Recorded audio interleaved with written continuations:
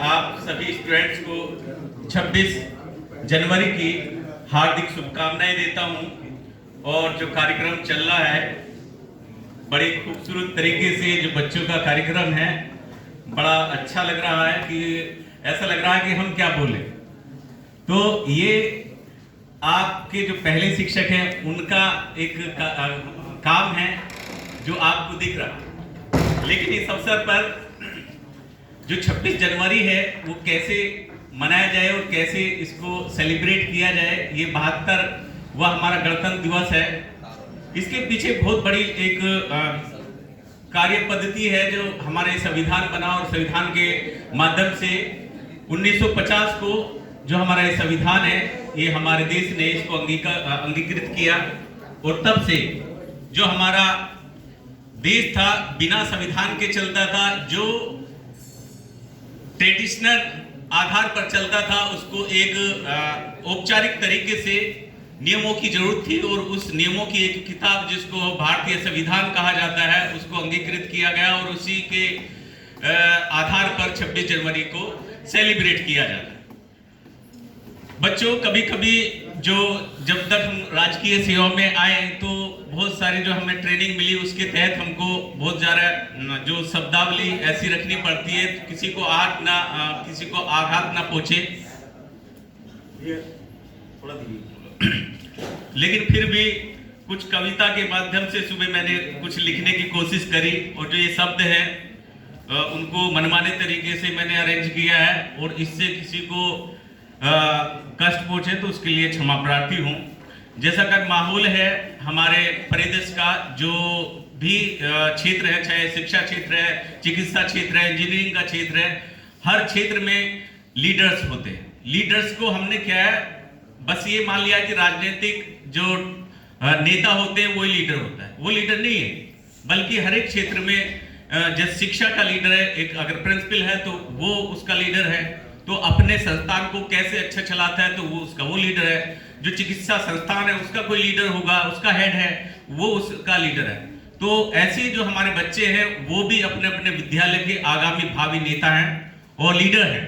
वो अपने क्षेत्र में बहुत अच्छा मुकाम हासिल करेंगे, ऐसा हमारा प्रयास रहता है, और हर शिक्षक का होना भी चाहिए।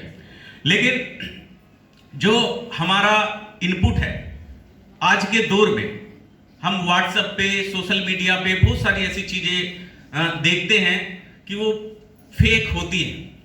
उनको हम कैसे समझें कि वो सही है या गलत है, क्योंकि सही और गलत समझना ही एक शिक्षा की क्या है, आधारशिला है कि हम बच्चों को इतना काबिल बनाएं कि वो सत्य और असत्य की खोज कर सके और सत्य के कार्य पर आगे बढ़े। तो ये मेरा दायित्व है कि जो राजनीतिक पार्टियां, मैं किसी का नाम नहीं लूंगा, राजनीतिक पार्टियां अपने राजनीतिक आकांक्षाओं को पूरा करने के लिए लोगों को भ्रम उत्पन्न करती हैं और एक दूसरे पर टीका टिप्पणी करती है कि तुमने ऐसा करा और तुमने ऐसा किया। लेकिन शिक्षकों का, एक शिक्षक होने के नाते हमारा ये फर्ज भी हो जाता है कि हम अपने बच्चों को हर जो भावी वो कूटनीति है उसको भी जान पाए। उसके चंद लाइन मैंने लिखी है कि वीरों के पराक्रम पर वो अपना दावा करते हैं।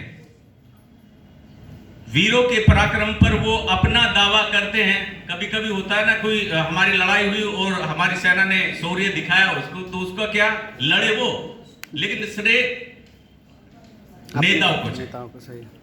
ठीक है, जो विरोध करे उनको पाकिस्तान परस्त बताते हैं। जब हो चुनाव सर पर जय हिंद का नारा लगाओ डटकर, ताकि ये लगे कि हम सबसे बड़े राष्ट्रभक्त हैं, देशभक्त हैं।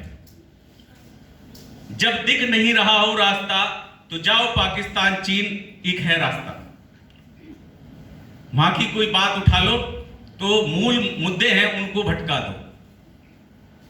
इससे भी काम न चले तो धर्म है एक दूसरा रास्ता, फिर धर्म की आड़ ले लो। तो इन खतरों से हमको निकलना है। हमारे मूलभूत समस्याएं, कौन सा लीडर, प्रिंसिपल साहब ने कल 25 जनवरी पर कहा था कि हमको जो लोकल लीडर है उसको देखना चाहिए, वो किसी भी पार्टी से हो, हमको उसका चुनाव करना चाहिए कि आपकी जो मूलभूत समस्या है उसको कौन व्यक्ति सही कर सकता है। एक एक इकाई जब आप अच्छी तरह से चुन के जाएंगे, जो हमारा संसदीय समागम है, अगर वो बेहतर होगा तो हम 26 जनवरी के इस गणतंत्र पावन पर्व पर अच्छी तरह से मना सकते हैं। यही हमारी अच्छी एक अपने इस राष्ट्रीय पर्व पर एक अच्छी मतलब सेलिब्रेट हो सकेगा। बहुत बहुत धन्यवाद।